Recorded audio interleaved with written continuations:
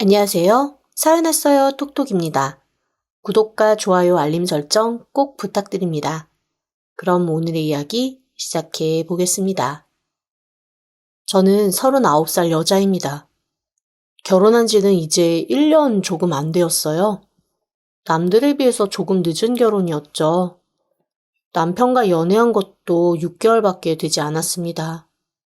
그것도 남편이 진짜 적극적으로 저한테 결혼 전제로 만나보자고 달려들어서 그래, 나도 40 전에 결혼이라는 건 한번 해봐야겠다라는 생각과 함께 긍정적으로 연애했고 그러다가 결혼에 꼴이 나게 되었습니다. 남편한테 왜 제가 그렇게 좋았냐고 결혼 후에 한번 물어본 적이 있었거든요. 진짜 의외의 대답이 오더라고요. 처음부터 자기 누나가 저를 너무 마음에 들어 했다는 겁니다. 사실 좀 당황스러웠습니다. 시누이와 저는 그렇게 큰 교류가 없었거든요.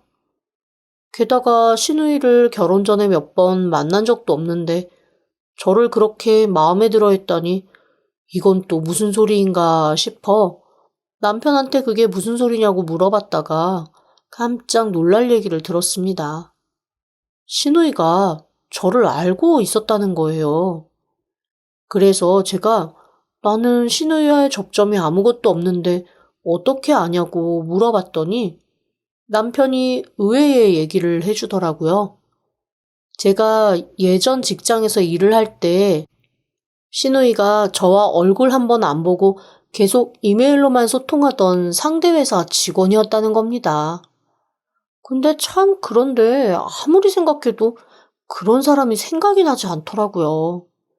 저랑 거의 1년 남짓 서로 이메일을 주고받았다는데 이름도 낯설고 부서도 낯설고 제가 아닌 것 같다라고 얘기를 했지만 남편은 네가 원래 기억력이 별로 없잖아 라며 누나한테는 얘기하지 마라 서운해한다 라고 말을 하더라고요. 그런데 솔직히 제가 남편의 말을 듣고 그래 내가 기억을 못하나 보다 라고 생각을 하게 된 건 저의 치명적인 단점 때문입니다. 제가 별명이 삼초 붕어예요. 그리고 또 다른 별명은 메모광입니다. 이 두 별명에서 알 수 있듯이 저는 정말 기억력이 나쁩니다. 학교 다닐 때도 암기 과목은 저한텐 너무나 심각하고 슬픈 거였어요. 머릿속에 뭐가 들어오면 3초 이상 남아나지를 않거든요. 제가 엉덩이 무겁게 공부를 하려고 그래서 한 게 아니라 정말로 저는 100번, 1000번 반복하지 않으면 절대 기억을 하지 못합니다. 그러다 보니 혹시 실수를 할까봐 거의 모든 회의나 일할 때 생기는 일들은 받아쓰기 하는 것처럼 제가 필기를 합니다.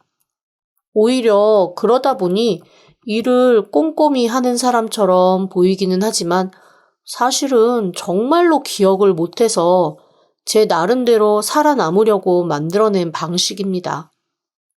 제가 얼마나 기억력이 좋지 않냐면 고등학교 때 저희 집이 주택단지로 이사를 한 적이 있었거든요. 그런데 아시다시피 아파트 단지는 몇 동 몇 호라는 게 정확하니 그래도 단지 안으로만 들어가면 헤맬 일이 덜한데 주택단지는 이 골목에 잘못 들어가면 우리 집 안 나오고 저 골목으로 들어가면 이상한 동네 들어가고 여하튼 골목이 복잡하잖아요. 자그마치 7개월간 엄마나 아빠가 저를 버스 정류장까지 데리러 나와야만 했습니다. 집을 못 찾아가서 말이죠. 그 정도로 저는 기억력이 좋지 않아요. 그거 외에는 오히려 남들보다 뛰어난 부분이 조금 더 많습니다. 이해력도 빠르고 응용력도 빠르고 특히 논리가 정확해야 하는 수학이나 과학은 한 번 이해하면 배우지 않은 것까지 응용해서 할 수 있을 정도로 그런 부분에서는 남들보다는 탁월했어요. 다만 정말 기억력이 나빠서 기억을 못한다는 거, 그게 저의 최대 단점입니다. 공부뿐만 아니라 인간관계에서도 마찬가지였습니다. 제일 친한 친구가 2명 있었는데 고등학교 졸업하고 1년 뒤에 만났을 때 제가 그 애들 이름을 기억을 못했다니까요. 세상에 3년을 조석으로 가족보다 더 끈끈하게 붙어 있었는데 말이죠.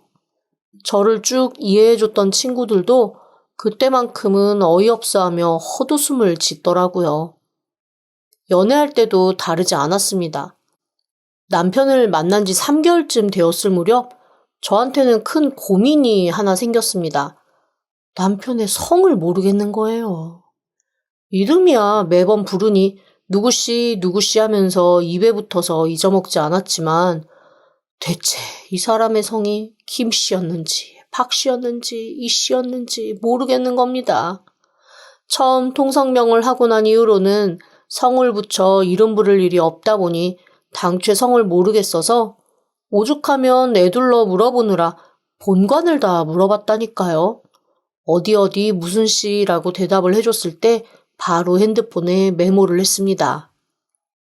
저한테는 정말로 핸드폰 메모 기능, 녹음 기능이 너무나 중요한 기술이에요. 아마 이거 없었으면 지금의 절반도 저 사람 구실 못하고 살았을 겁니다. 그래서 내가 시누이를 기억 못하면 시누이가 정말로 서운해하겠다 싶어서 그냥 그러려니 하고 넘어갔습니다. 그 다음부터 시누이가 몇 번 자기랑 이런 얘기 주고받았다며 저한테 얘기를 할 때마다 그냥 웃으면서 아 맞아요 그랬죠 하고 넘기는데 미치고 팔짝 뛰겠더라고요. 그렇게까지 말하면 하나 정도는 기억이 날 만도 한데 정말 단 하나도 기억이 나지 않으니 말입니다. 어쨌거나 시누이는 여느 시누이들과는 다르게 저한테 참 잘해줬습니다. 친언니여도 이렇게는 못하겠다 싶을 정도로 신경을 써주는 일이 많아서 제 주변에서는 저한테 시누이 복이 남편 복보다 낫다고 할 정도였으니까요. 한 번은 이런 일이 있었어요. 제가 아파서 집에 누워 앓은 적이 있었거든요. 하필 남편도 출장 중이어서 혼자 앓고 있는데 시누이가 집을 찾아온 겁니다. 처음에는 솔직히 좀 불편했죠. 아파서 씻지도 못하고 추레하게 누워있는데 나름 어려운 식구가 찾아왔으니 마음이 편하지는 않았거든요. 그런데 시누이가 딱 집에 들어오자마자 저한테 잘 끓인 죽을 한 그릇 내놓고 먹으라고 하더니 그때부터 정광석화처럼 온 집안을 청소하기 시작하는 거예요. 사실 알아놓은 지 이틀째 되는 날이라 곳곳에 쓰레기도 좀 쌓여있고 빨래도 산더미여서 집이 영 지저분한 상태였거든요. 형님 이러지 마세요. 낫고 나서 제가 하면 돼요. 주변 환경이 깨끗하지 않으면 나을 병도 안 나. 그냥 내가 온 김에 하는 거니까 부담 갖지 말고 어서 올케는 죽 먹고 약 먹고 다시 좀 누워. 나았다고 청소 안 해 어쩌네 몸 쓰면 다시 아파. 쉬는 김에 푹 쉬어야 해. 너무 감사해요. 형님 덕분에 살 것 같아요. 아니야, 뭘. 그런데, 이렇게 아프면 어머님이 일하는 아줌마 좀 보내주고 그러실 법도 한데, 엄청 검소하신가 보다. 일하는 아줌마요? 아프다고 아줌마를 불러요? 이렇게 아무것도 못하고 누워있으면 집에서 일하는 아주머니 한 번 정도는 보내줄 만도 한데 엄청 검소하신가 해서 하긴 상견례 때도 꽤 검소해 보이시더니 원래 찐부자는 그렇게 티를 안 내긴 하더라고. 그 순간 좀 이상한 생각이 들었습니다. 사실 그전에도 몇 번 그런 식으로 형님이 저한테 저희 친정에 대해서 뭔가 이상한 얘기를 하시는 경우가 있었거든요. 예를 들어 아버지는 은퇴가 없으셔서 좋겠다. 그래서 사람은 자기 사업을 해야 된다 같은 얘기요. 그리고 어머니는 취미처럼 살림하실 수 있는 분인데 아직도 그렇게 살림을 하시는 거 보면 참 성정이 건강하신 것 같다. 뭐 이런 얘기들을 푹푹 지나가듯 한 번씩 한 적이 있었습니다. 그런데 저희 아빠 섬유 공장에서 일하시는 분인데 그것도 나름 기술직이라 정년이 없기는 해요. 섬유의 짜임이나 견뢰도 이런 것들을 검수하시는 일이라 은퇴하신 지금도 소일거리 삼아 일주일에 2번씩 나가서 공장에서 생산되는 제품을 검수하는 일은 하고 계십니다. 그리고 저희 엄마는 사실 새언니가 푸드 블로거거든요. 살림을 전문으로 하는 블로거다 보니까 거의 저희 엄마 집 살림은 저희 새언니가 와서 많이 도와줍니다. 새언니로서는 시댁 가서 하는 그릇 정리, 냉장고 정리, 남은 식재료 처리해서 반찬하기 이런 게 다 자기의 컨텐츠니까요.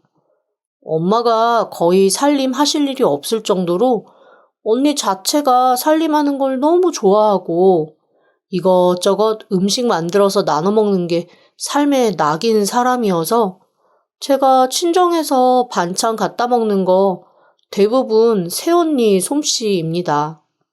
그런데 그거를 시누이에게까지 일일이 말을 한 적은 없었거든요.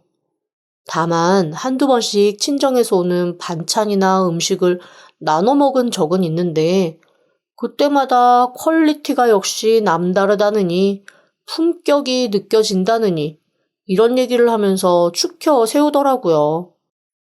하지만 그때마다 상황이 애매해서 살짝 헷갈리면서도 딱히 바로잡거나 따질 일은 아니어서 그냥 넘어가곤 했습니다. 사실 엄밀하게 들으면 별로 틀린 얘기도 아니긴 하거든요. 근데 그날도 왜 일하는 아줌마를 안 보내주냐, 딸이 이렇게 아프면 일하는 아줌마를 보낼 만도 한데라는 얘기를 하길래 그때는 제가 바로 잡았습니다. 저희 엄마 평생 일하는 아줌마 한 번도 써본 적이 없으신데요? 무슨 소리야? 그럼 이때까지 했던 그 많은 반찬들, 우리 집에 처음 해왔던 그 이바지 음식들, 그거 다 누가 한 건데? 어머님이 직접 하신 거야? 아니면 산 거야? 아우, 엄청 고급스럽고 비싸고 진짜 재벌들이나 먹는 그런 이바지였는데? 아, 그거 저희 새언니 솜씨예요. 저희 새언니가 푸드 블로거거든요. 여기저기서 협찬 받는 것도 많고 워낙 살림하고 요리하는 걸 좋아해서 대부분 친정에서 갖고 오는 요리는 다 새언니가 해주는 것들이에요. 근데 순간 신우의 표정이 몹시 당황하는 듯이 굳기 시작했습니다. 그러면서 저한테 하나둘씩 뭔가를 물어보기 시작하더라고요. 그런데 질문이 다 조금 이상했습니다. 그러면 아버지가 정년 없이 일하시는 건 맞지? 사업체 운영하시는 거지? 의류업체 운영하시는 거 맞지? 의류업체요? 아니요. 원단 공장에서 관리직으로 일하고 계신데요. 대신 정년은 없어요. 드문 기술직이어서 따로 정년이 있거나 한 직업은 아니거든요.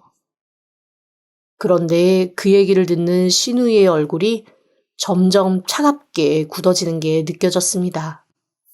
그러더니 처음에는 저녁까지 머물면서 이것저것 먹고 싶은 거 해주겠다고 한 사람이 갑자기 급한 일이 생겨서 가봐야겠다고 집을 나서더라고요. 그리고 이상한 일은 그날부터 생겼습니다. 하루가 멀다 전화하며 저한테 우리 애기 하며 사랑한다 어쩐다 하던 시어머니의 전화가 일단 딱 끊겼고 시누이가 저한테 매일매일 보내던 안부 문자나 힘내라 아낀다 사랑한다 고맙다 제가 민망할 정도로 많이 보내던 메시지도 딱 끊기더라고요. 변하지 않는 건 시아버지뿐이었습니다. 뭐 워낙 시아버지야 저랑 그다지 이것저것 얘기하는 교류가 많은 것도 아니었고 조금 무뚝뚝한 편이셔서 저랑은 그냥 일반적인 시아버지와 며느리 관계일 뿐이었으니 크게 달라졌다 아니다 느낄 것도 없기는 했습니다. 하지만 여전히 미심쩍은 것들이 한가득이라 마음 한켠이 몹시 불편하더라고요. 그리고 그 이유를 저는 남편을 통해 알게 되었습니다. 며칠 뒤 남편이 출장에서 돌아왔을 때 시누이랑 시어머니 얘기를 지나가듯 했거든요.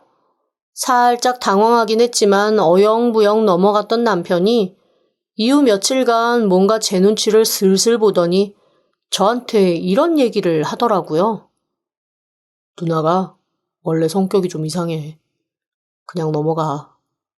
아, 혹시 당신한테 전화해서 뭐 이상한 소리 하면 그냥 끊어버려. 에? 그건 또 무슨 소리야. 전화를 왜 끊어버리라는 건데. 아니, 내가 모르는 뭔가가 있는 거야? 뭔데? 말을 해봐. 아니야. 그냥 무시하면 돼. 미심쩍인 것이 한두 개가 아니었지만 남편이 그렇게 말하니 굳이 또 파고들어 물어보기가 애매하더라고요. 게다가 제 성격이 이상하면 좀 이상하네 하지 그걸 가지고 굳이 파고드는 성격은 또 아닙니다. 그렇게 또 몇 주의 시간이 지났습니다. 그 즈음이 마침 시어머니 생신이라 온 식구가 모이게 되었어요. 시누이와는 적어도 일주일에 한두 번은 만나서 서로 얘기하고 떠들고 놀다가 그렇게 몸살 살펴주고 간 이후로는 처음 보는 거였습니다. 아주 오랜만에 보는 거라 제 깐에는 또 반가워서 아주 반갑게 인사를 했죠. 아니 그런데 꼭 무슨 똥 밟은 사람 마냥 얼굴을 찌푸리더니 저한테 아주 대면대면하게 왔어? 이러고 마는 거예요. 뭔가 좀 이상하다 싶었습니다. 가운데서 괜히 남편도 안절부절 못하는 것 같고 싸늘해진 건 시누이뿐만 아니라 시어머니도 마찬가지였습니다. 이게 대체 제가 아무리 무딘 사람이라지만 뭔 상황인가 싶더라고요. 그래서 남편을 한쪽으로 끌고 가서 내가 아무리 눈치가 없지만 이건 좀 이상해라면서 남편을 닥달하며 캐물었습니다. 하지만 남편은 끝까지 입을 꾹 다물고 아무 말도 하지 않더라고요. 결혼하고 처음 맞는 시어머니 생신이어서 제가 3일이나 음식을 준비해서 갖고 간 다음에 차려드린 상이었는데 저 정말 뛰쳐나오고 싶었습니다. 음식을 하나하나 먹을 때마다 시어머니가 엄청 트집을 잡으시는 거예요. 이건 짜다, 이건 달다, 이건 맛없다, 이거는 먹을만하지 않다. 그런데 솔직히 말하면 그거 다 트집인 게 제가 요리를 잘 못하기 때문에 남편한테 얘기 듣고 시어머니가 좋아하시는 음식점에서 다 배달 주문한 거였거든요. 물론 시어머니한테 싹 다 배달 왔다는 얘기를 하기가 조금 죄송하니 제가 한 것처럼 그릇만 바꿔서 가져갔을 뿐인데 평생 먹어본 것 중 제일 맛없다는 둥, 이런 음식을 어떻게 먹으라고 내년다는 둥, 너 이런 음식 내 아들을 먹이냐는 둥, 진짜 막장 드라마에서만 듣던 며느리 폄하하는 말을 제가 다 듣게 된 거죠. 그런데 남편은 알잖아요. 그게 모두 시어머니가 좋아하는 음식점에서 사온 거라는 걸요. 그러니 시어머니의 그 모든 말이 트집이라는 걸 누구보다 잘 아니 제 눈치를 보면서 계속 자기 엄마를 조용히 시키더라고요. 그런데 그거 아시죠? 시어머니들이 아들이 자기 편 안 들고 며느리 편 드는 것 같으면 더 발끈해서 내가 뭘 어쨌냐고 아들한테도 성질 버럭 내서 며느리 좌불안성 만드는 거요. 저희 시어머니가 딱 그렇게 하시더라고요. 예, 나도 1년에 한 번 있는 생일이야. 며느리한테 받는 첫 생일상 나도 기대했다고. 기대에 못 미치는 건 못 미쳤다고 솔직하게 말하는 거 내가 내 입 가지고 얘기하는데 그것도 내가 눈치 봐야 되니? 아이고 진짜 이러니 사람들이 며느리가 상전이라는 얘기가 나오는 거야. 아휴 내가 참 어이가 없어서. 그런데 거기서 시누이가 도저히 제가 흘려들을 수 없는 말을 툭 던지더라고요. 혼자 말처럼 했지만 누가 들어도 저한테 들으라고 하는 소리였습니다. 하여간 그때 뽑기를 잘못해서 불량품이 우리 집에 왔어. 순간 제 귀를 의심했습니다. 그리고 그 얘기를 남편도 들은 모양이더라고요. 얼굴이 하얗게 질려서 저를 한번 흘끗 보고 자기 누나를 푹 찌르는 겁니다. 그런데 제가 그 자리에서 제 성질대로라면 버럭 한마디 했겠지만 사실 그러지 못했던 건 기운이 축 처진 채 앉아서 가만히 제 무릎을 토닥토닥 상 아래로 두들기시던 아버님 때문이었습니다. 아버님의 손짓은 마치 나는 다 이해하고 내가 미안하다. 네가 조금만 참아주라 라는 듯한 손짓이었어요. 한마디로 그냥 분란 없이 밥이라도 좀 조용히 먹고 싶은데 네가 조금만 참아줄 수 있겠니? 라는 간절함이 깃든 손길이었습니다. 그 손길을 제가 받으면서 차마 그 앞에서 버럭 화를 낼 수가 없더라고요.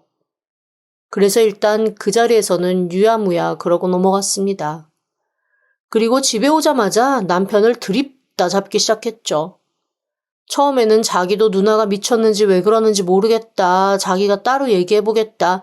빙빙 돌려 누나 편 애매하게 들다가 엄마 편 애매하게 들다가 저 애매하게 달래다가 노선 못 잡고 헤매던 그가 저한테 충격적인 얘기를 툭 털어놓았습니다.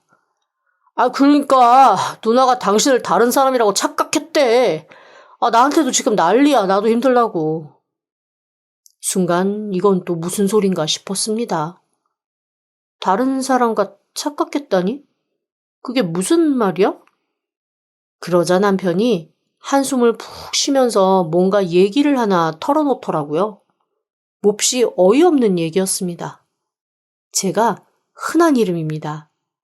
학교 다닐 때 저희 학교에 저랑 똑같은 이름이 11명 있었어요. 그래서 A, B, C, D로 다 붙이지도 못해서 1, 2, 3, 4로 이름을 붙였을 정도로 제 이름은 흔합니다. 저희 회사에도 당연히 저와 이름이 똑같은 사람이 있었거든요. 저희 시누이와 서로 소통했던 여자는 그 여자였던 겁니다. 얼굴 한번 안 보고 계속 이메일로만 소통했던 게 화근이었던 거죠. 제가 알기론 그 여자 몹시 집안이 좋은 여자거든요. 아버지가 큰 사업체도 운영하시고 물려받을 집과 땅도 많은 여자였습니다. 저희 회사도 그때 제 기억으로는 다녔던 이유가 아버지 회사 물려받으려면 기본적으로 경영에 대한 것, 조직에 대한 거를 알아야 되기 때문에 정말 아르바이트처럼 다닌다는 것만 제가 기억이 나거든요. 그나마도 저랑 이름이 같고 워낙 스토리가 인상 깊어서 기억하는 거지 그거 아니었으면 저 절대로 기억 못했을 거예요. 그 여자로 착각을 하고 자기 남동생한테 무슨 회사에 누구라고만 이름 알려주고 어떻게 하든 연결해서 꼬셔보라고 시킨 겁니다. 그런데 서로 분야가 비슷하다 보니 제 남편은 당연히 저인 줄 알고 저를 열심히 꼬셨던 거죠. 비슷한 계열에서 일하다 보면 생길 수 있는 해프닝이라고 하지만 어쨌건 그렇게 저희 신우의 착각으로 제 남편이 저를 꼬셨고 저희들은 서로에게 눈이 맞아 6개월 만에 결혼을 한 거였습니다. 그제야 모든 게 선명해졌습니다. 왜 상견례 때 부득불 시누이가 와서 저희 엄마 아빠한테 알랑방귀 미친 듯이 껴대며 잘 부탁한다고 앞으로 시댁에서 무조건 제 편은 자기가 되어주겠다며 친언니 생겼다고 생각하라고 그렇게 얘기했는지, 그리고 왜 저도 안 하는 저희 엄마 아빠에 대한 안부 전화를 그렇게 하면서 자기가 더 딸인 것처럼 굴었는지 그제야 모든 것이 선명해졌습니다. 시누이는 저희 엄마 아빠한테 소위 말해 약을 치고 있었던 거였어요. 자기가 뭐라도 하나 얻어낼 게 있겠다 싶으니 그렇게 알랑방귀를 껴왔던 거죠. 어쩐지 일절 일 안 하고 그렇게 허랑방탕하게 살면서 농담 반 진담 반처럼 나는 올케한테만 잘하면 된다고 올케가 내 노우라고 얘기할 때마다 사실은 이 여자가 왜 이러나 싶었거든요. 그 말이 그 말이었습니다. 사돈댁에 빌붙겠다는 얘기였던 거죠. 저는 남편의 얘기를 듣고 너무 어이가 없어 한동안 아무 말도 못했습니다. 그런데 제 남편이 이렇게 얘기하더라고요. 나도 처음에는 당신 집안이 정말로 좋은 집안인 줄 알고 그래서 접근했던 건 사실이야. 그런데 내가 왜 몰랐겠어. 장인 장모님 검소하신 분이고 당신이 그 집안 사람 아니라는 거 연애하고 얼마 지나지 않아 나도 알았지. 그런데 난 진짜로 우리 누나가 그냥 내가 조금 편하게 살았으면 좋겠다는 생각으로 장난처럼 그렇게 꼬셔보라고 한 줄 알았거든.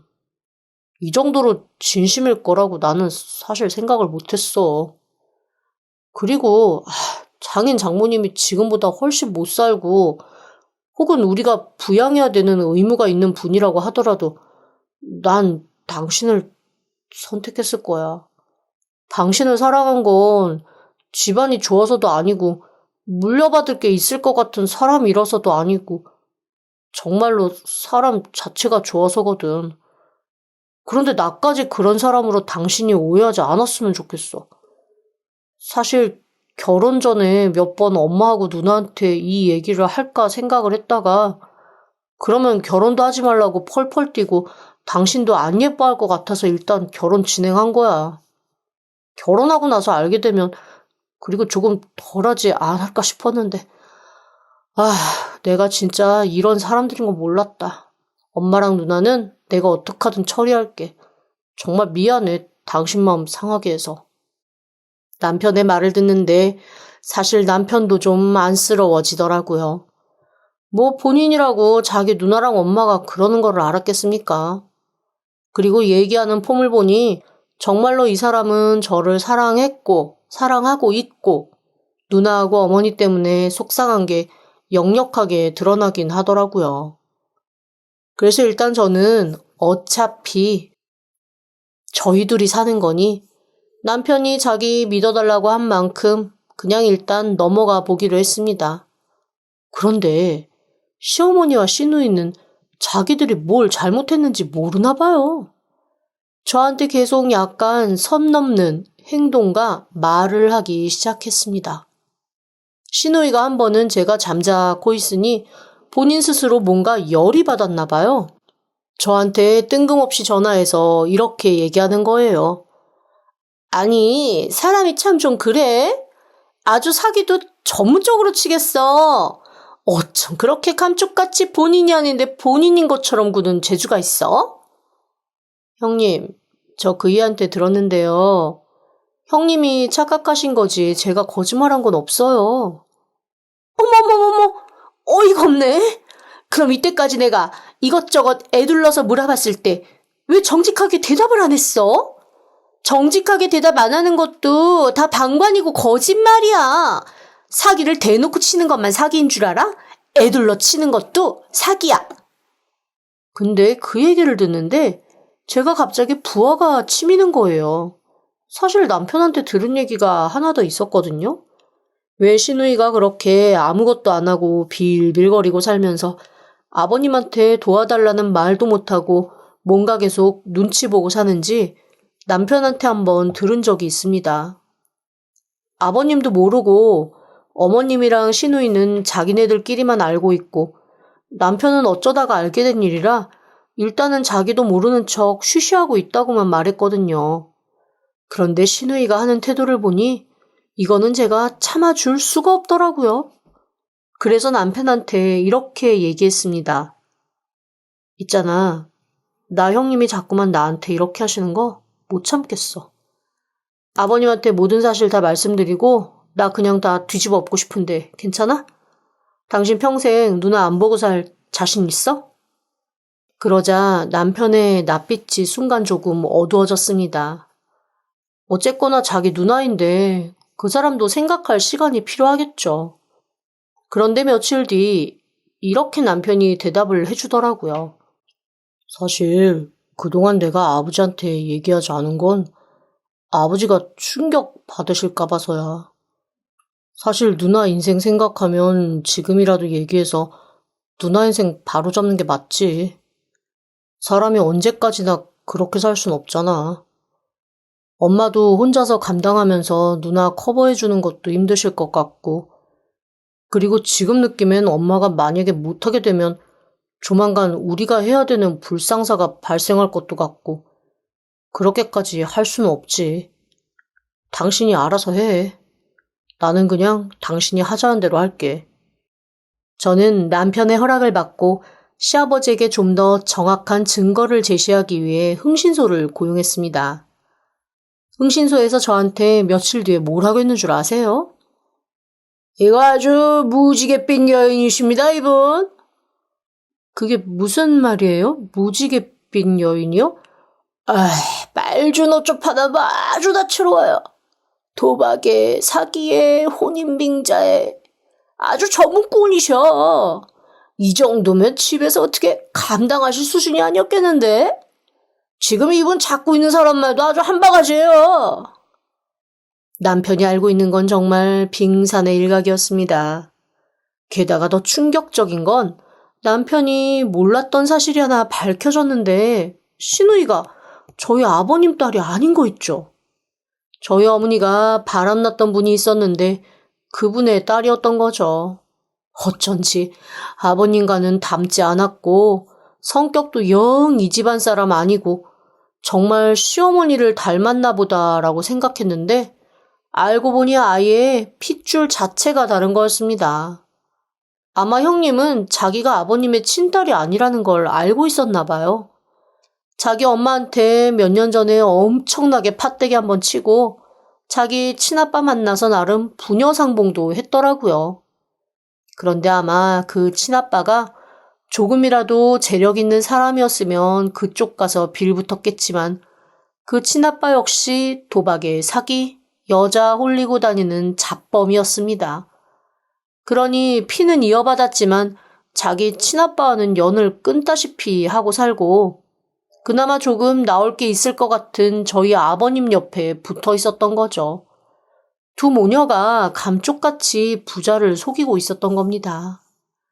저는 시아버지를 따로 저희 집에 모셔서 식사 한 끼 대접하면서 그 모든 걸 차근차근 털어놨어요.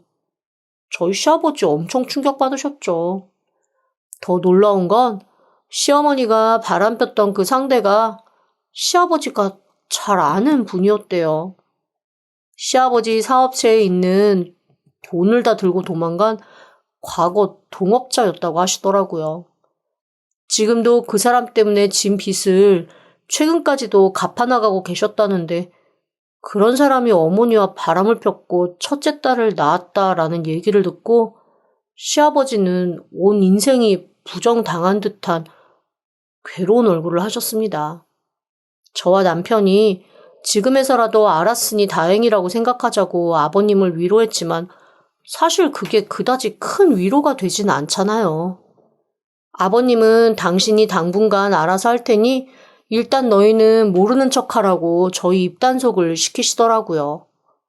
그리고 얼마 후 정말로 아버님은 저희 손이 닿지 않게 모든 일을 처리하셨습니다. 저희 어머니와 이혼을 하겠다고 선언을 하신 후에 어머니와 시누이가 지금까지 아버님 몰래 버려왔던 행각을 모두 터뜨리셨어요. 그리고는 아주 냉정하게 돈 한 푼 줄 생각 없으니 당장 둘 다 이 집에서 나가라고 하셨죠. 사실 저희 아버지가 그렇게 하신 데는 커다란 이유가 또 하나 있었습니다. 시누이가 아버님 몰래 어머님과 함께 짜고 지금 아버님, 어머님이 살고 계신 공동명의 집을 담보로 대출을 받아서 그걸로 또 사고를 쳤더라고요. 아버님으로서는 더 이상은 봐줄 수가 없다라고 생각을 하신 거죠. 그리고 그 두 사람과 이혼을 하면서 시어머니가 몰래 담보대출 받았던 걸로 재산 분할을 가름하고 시어머니는 한 푼도 받지 못한 채 쫓겨나게 되었습니다. 저희한테 와서 그래도 말년에 인생 이렇게 될 수 없다며 아들이라도 엄마를 돌봐야 되는 거 아니냐고 울부짖으셨지만 제 남편 의외로 이럴 때 또 냉정하더라고요. 어머님이 평생 잘못하셨으니까 그 잘못한 거 지금이라도 이렇게 속죄하고 반성하시라며 아주 냉정하게 딱 끊더라고요. 그거 하나는 좀 마음에 들었습니다. 저한테도 계속 이때까지 그래도 잘해줬던 정을 생각해서 봐달라고 하시는데 저 불량품이라는 얘기까지 들은 마당에 사실 어머니와 시누이에게 그다지 잘해줄 마음이 없었거든요. 저희 시아버지의 사이다 같은 일처리로 저는 제 마음에 깊이 남았던 약간의 한이랄까? 그거를 싹 털어낼 수 있었습니다. 남편은 그래도 어머니니 가끔 한 번씩 가서 보면서 교류를 하는 것 같아요. 하지만 저는 시댁에서 완전히 자유로워졌습니다. 더 이상 불량품 소리 저한테 할 사람도 없고 그저 아버님 가끔 모시고 맛있는 거나 먹으러 다니고 말년에 외롭지 않게 챙겨드리는 것만 잘 하려고요. 저희 아버님 좋은 여자분 있으면 하나 소개해드려야겠어요. 전 인생이 부정당한 것처럼 괴로워하시더니 요즘에 부쩍 더 쓸쓸해 하시거든요. 저랑 남편이 더 잘 챙겨드리려고 애쓰지만 저희로서는 한계가 있으니까요. 제 뱃속에 8주 된 꼬물이가 하나 자리 잡았는데 조만간 이 소식은 알려드리려고요. 좋아해 주시겠죠? 지금까지 들어주셔서 감사합니다. 구독과 좋아요, 알림 설정은 사연 왔어요 톡톡에게 큰 힘이 됩니다. 지금 바로 구독 부탁드립니다. 그럼 다음 사연으로 또 찾아오겠습니다. 감사합니다.